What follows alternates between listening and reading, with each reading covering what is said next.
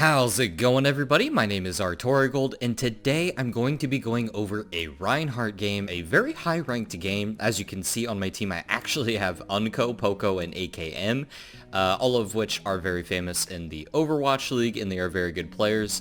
And I'm going to be playing Reinhardt. I'm going to be flexing a little bit. Reinhardt isn't usually my main, but I think I can flex to him very well. So one of the first things that I'm going to be doing with Reinhardt is I'm going to be shield hopping. So as you can see, shield hopping movement is very simple, and there's a very easy explanation for it. So all you have to do is you kind of just jump in the air and use your shield, and you kind of have your jump giving you that extra speed and extra momentum. And the reason why you're doing this is because it helps you close the gap to the enemy without using all of your right-click barrier. As you can see here, I'm at about 1596 out of 2000 for my shield.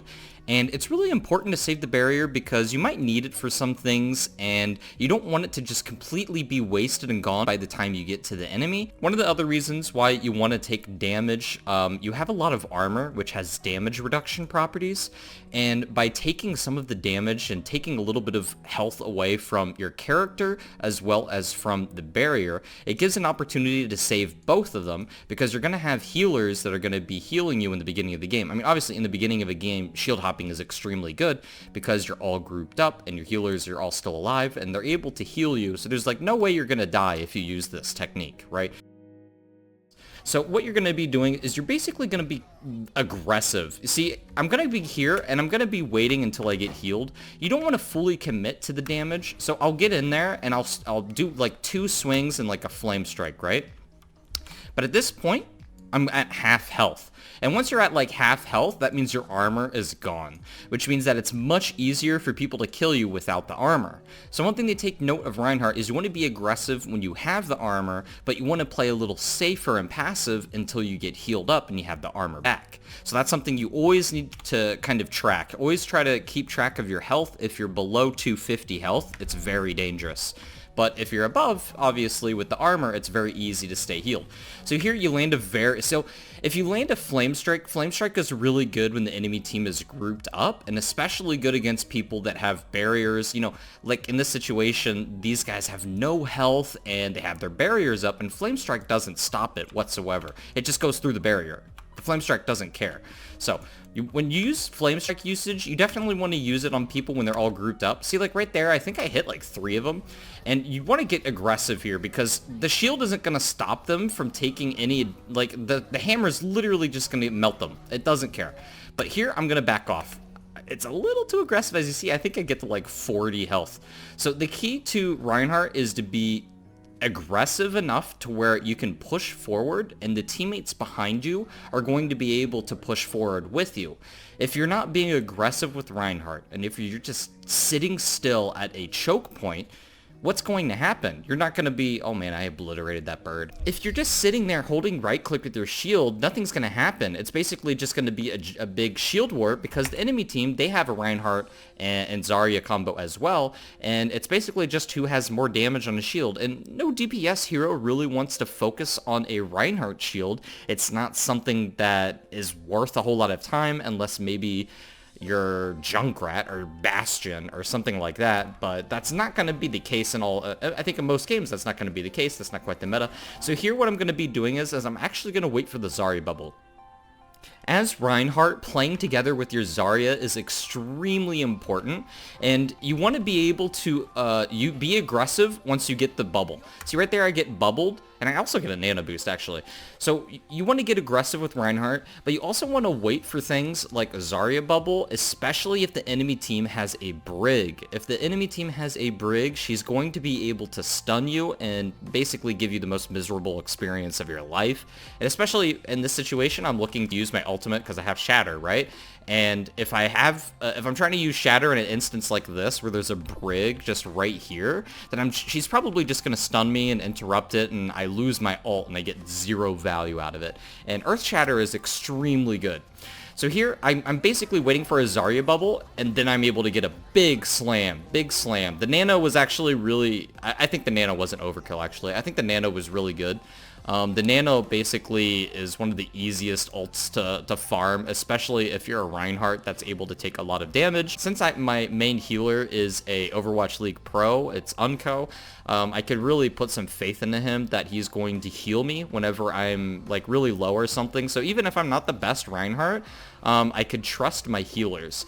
In that instance, unfortunately, Unkoe gets picked by a Hanzo, and I'm not even sure where the Hanzo was. I'm guessing he was probably above and behind being sneaky. Unless he was at the tunnel. No, he's at the tunnel. Yeah, so right there you can see the arrow. This is the arrow, right? And the arrow just killed McCree. So I know the Hanzo's right over here. Oh, that's him right here. In this instance, I'm not using my shield, but he's also, I think he's pushed a little too far forward, the McCree, because I'm not going to put my barrier right here on the edge. Especially on Eichenwalde, because this whole area is like a boop or environmental kill zone, so I think that's dangerous. One thing as Reinhardt that you need to watch out for are places where you can get booped off of, because that's really difficult for Reinhardts to deal with. But anyways, I have my shield right here, and unfortunately, I think the blame is a little bit on me and on him, I guess, because I could have had my shield over to the right, and that would have protected them because they die when they're behind me. I was pushing a little bit forward. I think it would have been smarter if they were behind me a little bit more, but also I think I probably would have been better off protecting them if I was more to the right. It's more of just I think both of us made a mistake. I mean, I'm more on the left side. I think Unkoe probably should have went with me on the left side, but at the same time, you know, there's not much we can do about that. The Hanzo gets some really good headshots on the McCree and me. Oh, actually, no, I take that back. You see, the Anna's right here when she dies. And I'm right here. Being in front of the payload and trying to stop this, like, bridge here and deny this space on the bridge was definitely the right call. Unkoe was over here, and he was doing some DPS things with his gun by the looks of it, so he got picked by the Hanzo. So I think that's more his fault than mine. As soon as Reinhardt dies, it generally sets the mood for how the rest of that fight is going to go, because as the main tank and as the front line, you are going to be taking the most damage, but at the same time, you could potentially be the first one to die in a lot of instances. So here, this is extremely good for Reinhardt because, as you can tell, the enemy team is in a grav, and one of the things about a grav situation is that there's a few things that's going to happen, and there's a lot of mind games. For example, I know the Reinhardt has a shatter in this moment, so I can't use an ability like Flame Strike because the animation is too long, and he'll be able to Earth Shatter my entire team while I do that. But at the same time, if I try to go and swing into him, which is what I want to do, and I do want to Flame Strike into him as well, because that's going to do a lot of damage while the barrier is up, but at the same time, it's very dangerous because he could shatter me while in grav and get my whole team, which might not get kills, but it'll keep his team alive. So one of the things you have to do is you have to play a little slower in situations like this. See, like right here, I'm going to be putting my shield up because he's going to try to shatter. So I do a swing, but I immediately put my shield up, and I'm able to cancel his shatter. And that's one of the things you have to keep note of with Reinhardt. You want to ult track. Ult tracking is generally a support's job, but if you're Reinhardt, it's very much your job to ult track the enemy Reinhardt's Earth Shatter.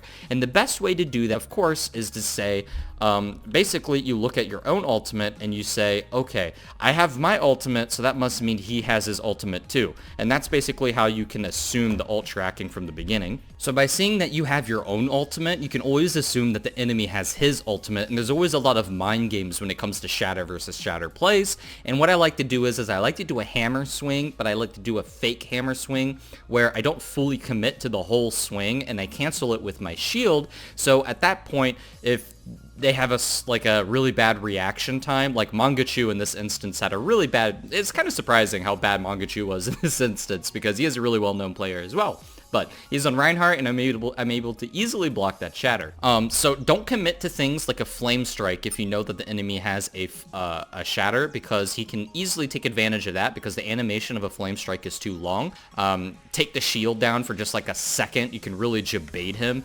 And because he puts that shield down for that Earth Shatter and I'm able to block it, it's extremely easy follow-up because my team gets a big ante, they do a barrage, and just an easy, clean, and we get the second point easily because of that. So always keep ult tracking in mind, and even if you, so in that instance, like I was at 50% to my shatter, but I knew he had earth shatter because I'm taking extra special care with game sounds and game knowledge of what's happening, game awareness, that he has not used his shatter all game. I've been specifically looking for moments where he uses his shatter, and that's what I've been doing.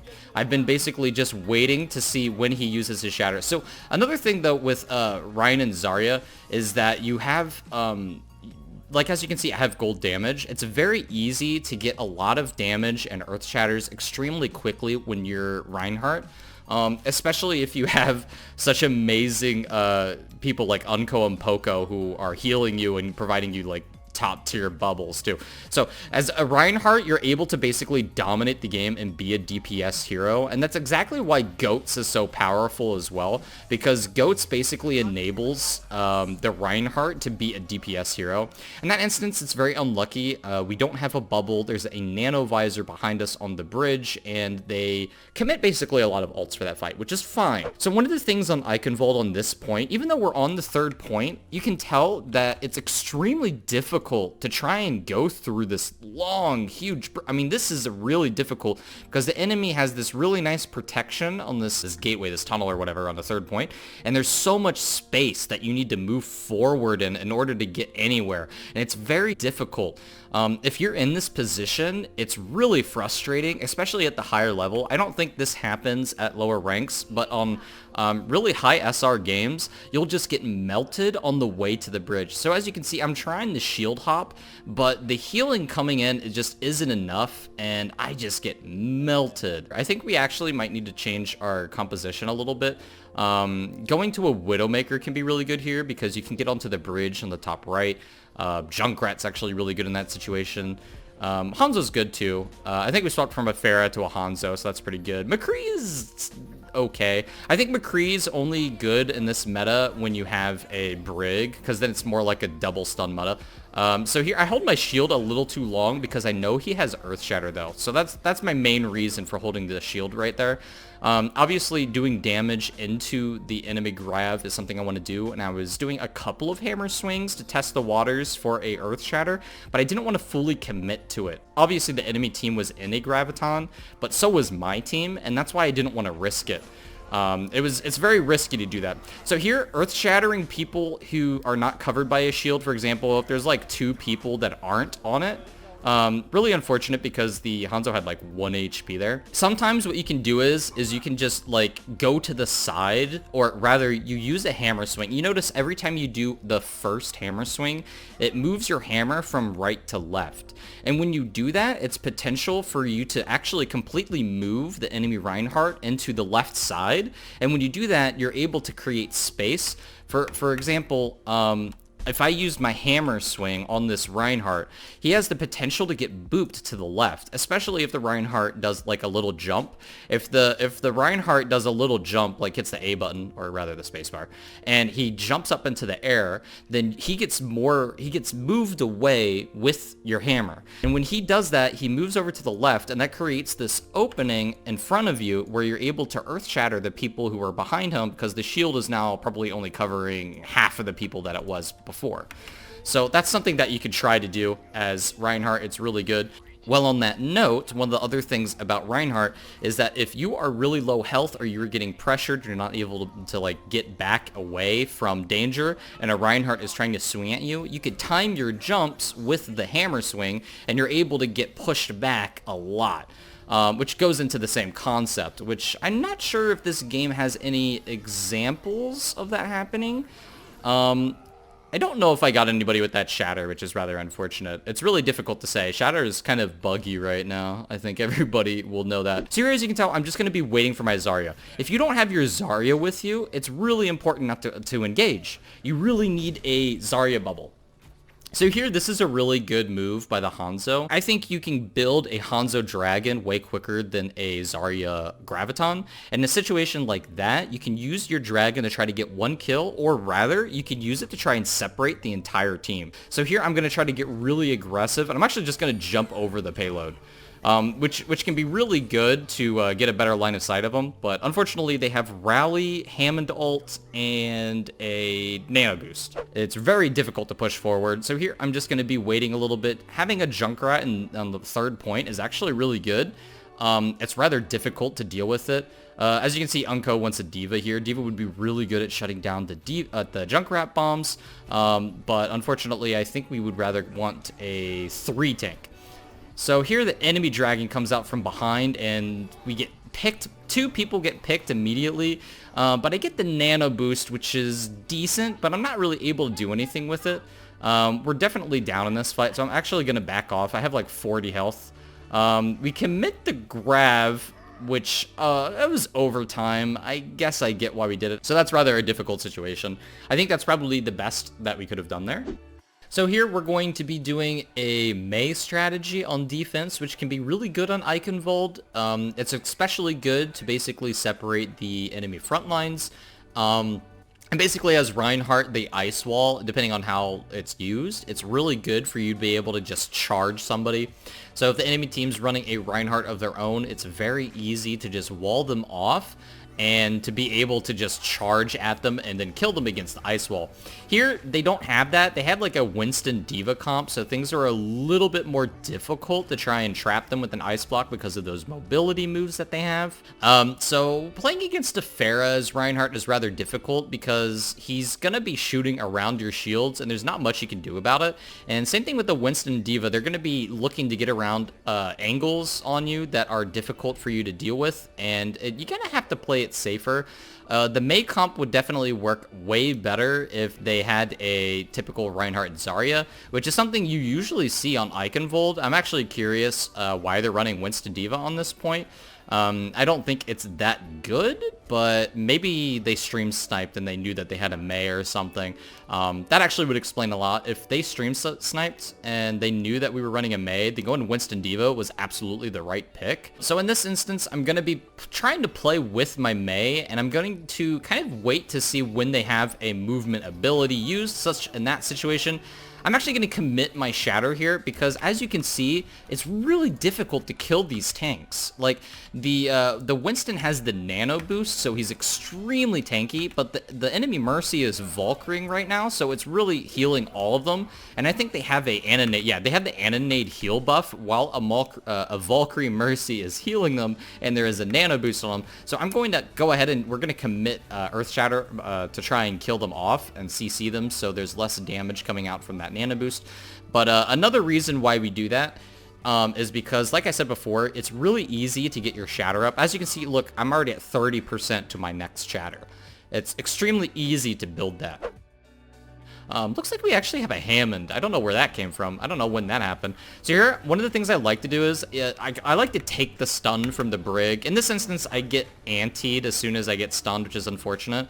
But in a Brig versus Ryan situation, Brig loves to bully you, but if she doesn't flail you away with the combo, then you're able to just sit there and melee her to death, and eventually your damage and your health pool is much bigger than hers, and you're able to just kill her by hammer swings and a flame strike. You'll get an initial amount of like bullying from her, but after that stun is done and they don't have a whip shot anymore, then you're able to go up and you're able to just pummel her to death. So if your team is fully grouped up, I think it's a really good idea to push, especially on this spot, because there's only these locations, these doors. Basically, you have 1, 2, a bigger door here, and then this third door here, and that's basically where everybody is going to come out of. So one of my focuses is just, I'm going to focus on the payload and the people who are going to be funneled into these tight choke areas, and I'm going to be able to do a lot of damage with my flame strike and swings on them.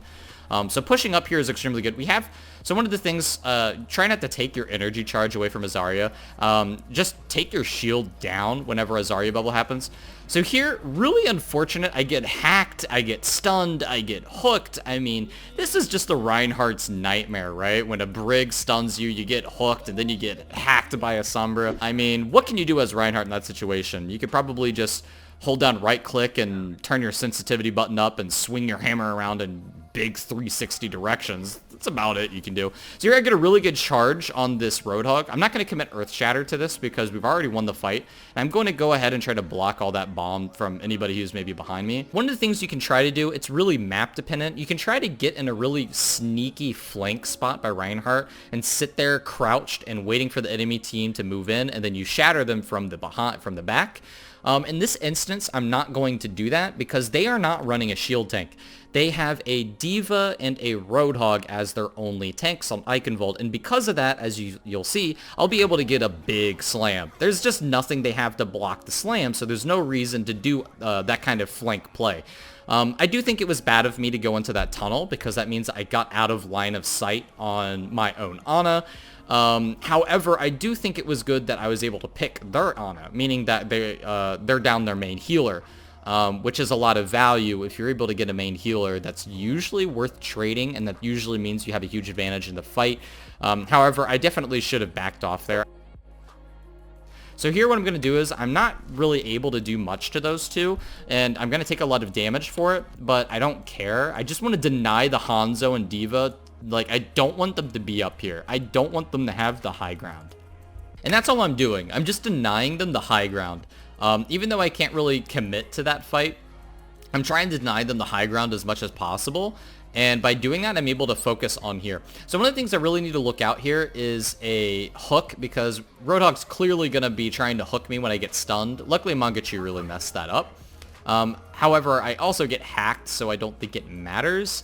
It's nothing really you can do about a Sombra's Reinhardt. So here, I'm going to try and touch the point, but I'm waiting for people to group up first, because I want that bubble. I'm going to get body blocked, though, which is unfortunate. I think that was my mistake. Overall, I think I could have touched that if I either went out a different door or if I didn't hesitate. I think I hesitated a little bit. Either way, I think we can clean this up and we can kind of do what they were doing to us, which is holding outside. It's very easy to hold on the outside. As you can see, I get hacked. If you get hacked, you really just have to be careful and you just have to back off. We definitely commit grab here, so I'm going to be aggressive. I'm not going to be chasing up here. One of the things about playing outside is you're going to basically stay around this area. You're not going to chase and go over on this bridge or castle. That's not what you're going to do. You're just going to stay right here on the outside on this little tunnel, this gateway, whatever you want to call it, and you want to focus on the people on the bridge. Keep your shield up so people are able to do damage to them and not get picked by the Hanzo. And then just tell your team that you're backing off once your shield reaches like 1,000 or something. So here I'm going to be looking for shatters and giving my Zarya energy. So one of the things, I think I did it pretty well, but I also kind of messed it up. But I don't think that was my fault. One of the things that you can do is when your D.Va communicates she's going to throw a bomb, which is what Poko was doing, I think the positioning of the bomb in Reinhardt, it kind of enabled what I wanted to do. So the strategy or combo is you throw the D.Va bomb into the air, and then the Reinhardt puts his shield into the air trying to block it, and then while you do that, you can shatter him. He then gets stunned, and whoever is behind him also gets stunned because the shield isn't blocking them, and then they all just explode to the bomb once they are stunned by your shatter, which is what I was trying to do. Unfortunately, the bomb just wasn't that high up, so it didn't matter. As we can see, there's a dragon and a nano Rein that completely counters that, and they throw a bomb of their own. It's really unfortunate. Usually that combo works really well. I was able to stun him, but it wasn't quite high enough into the air to where I was able to like really block it how I wanted to. So it's rather unfortunate that that happened, because I think overall that strategy or combo is really good and it works really well, and it's something you can always try to do. Just say, hey, D.Va, chuck your bomb into the air. And as soon as the Reinhardt looks up at it, you're able to just earth shatter them. It's a really good combo. So here, I'm trying to play around the cover of the corner, which is something you should do. And whenever you get antied, I highly recommend just like shielding. Like in that instance, I was antied, but you gotta wait for a bubble. And once you see the enemy team is antied and you got the Reinhardt dead, you can just push and go for these earth shatters and try to find the enemy team. Especially, we committed Graviton there. You just want to get aggressive in a Graviton. I was pretty sure he didn't have an Earth Shatter there, though. See, I already have an Earth Shatter, and I just used it like one fight ago. So here, it's like overtime, and I'm going to be just using and committing my Shatter to one person and pinning him, because it's just a pick, and it's one pick, although it might have, you know, not as much value in an overtime situation. Being able to Shatter and pin just one person especially at like a really good target like a Reinhardt, is all you really need to do to win the game. So overall, in summary, I think Reinhardt is extremely good this meta. He obviously has the highest pick rate out of all the heroes. I think he has like a 12% pick rate out of every single hero in the game right now.